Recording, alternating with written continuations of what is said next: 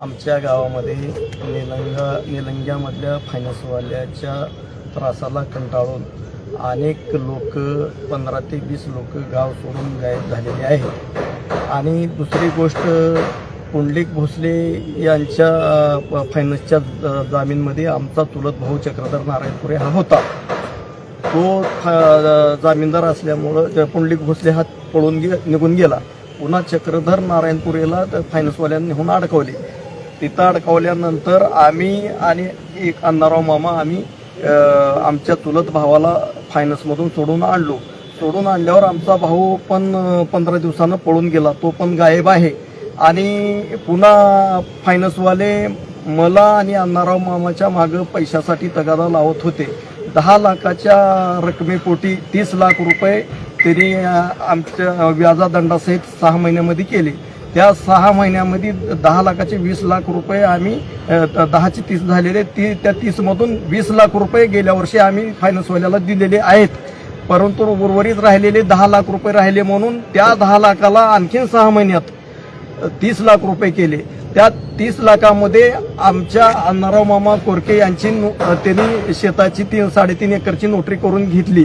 आणि त्या नोटरी करून घेऊन पुन्हा आम्ही त्या टायमामध्ये पैशाची भरती तडजोड करत होतो। परंतु अण्णाराव मामा आणि मला दत्ता मोहोळकर आणि राणा आरे, उद्धव शिंदे, नवनाथ मोहोळकर, आदित्य कमले असे ह्या फायनान्सवाल्यानं आम्हाला आमच्या गावामधून छत्रपती शिवाजी महाराज चौक ननंद येथून आम्हाला आमचं 26/12/2025 रोजी 10:30 वाजता आमचं अपहरण करून दत्ता मोहोळकर यांच्या उदगीर मोडच्या शेतामध्ये आम्हाला 3 दिवस डांबून आम्हाला लाताबुक्क्याने मारहाण करून लाकडाने सापडून, त्या लाकडाने काहीच त्यांच्या हाताला सापडून त्या लाकडाने ह्याच्यानं मारहाण करून जीवे मारण्याची धमकी दिली।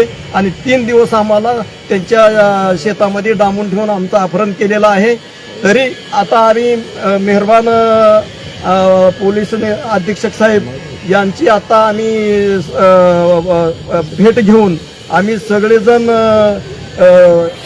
फायनान्सच्या ज्या जोखंडात सापडलेले आम्ही शेतकरी आम्ही सगळेजण पोलीस अधीक्षक साहेबांची भेट घेतलो। पोलीस साहेबांसोबत आमची रितसर चर्चा झाली। त्यांनी आता याच्या पुढं आम्हाला आणखीन काही ह्याच्यामध्ये काय चौकशा करता येईल, काय न्याय देता येईल ते न्याय देऊ असं म्हणून आम्हाला आश्वासित केलेलं आहे। आता येणाऱ्या काळात त्यांनी आता पोलीस प्रशासनाला आम्ही पोलीस अधीक्षकांना आम्ही न्याय मागितलेला आहे। आम्हाला योग्य तो न्याय मिळावा, नाहीतर आम्हाला हे फायनान्सवाले जगणं मुश्किल केलेले आहेत। भविष्य काळामध्ये आम्हा सर्व फायनान्स कर्जदारांना, पीडितांना या लोकांपासून, फायनान्सवाल्यापासून आमच्या जीवाला धोका आहे आणि या लोकांकडून आम्हाला केव्हाही धोका होऊ शकतोय। याची दखल सर्व मीडियाने, शासनाने, मुख्यमंत्र्यांनी, अधीक्षकांनी सर्वांनी याची नोंद घ्यावी हीच आमची विनंती आहे। आम्हा सर्व शेतकऱ्यांकडून, आमच्या गाववाल्याकडून आमची विनंती आहे। तुम्हाला नाव सांगा, तर तुम्ही पोलिसात तक्रार दाखल करायला गेलात होता? हा, गेलो होतो ना। पोलिसात तक्रार करायला गेल्यानंतर आमची तक्रार घेत नव्हते, परंतु आम्ही IG साहेबाकडून, SP साहेबाकडून आम्ही यांच्या माध्यमातून निलंगा पोलीस स्टेशनला घेऊन मग आमची तक्रार घेतली गेली।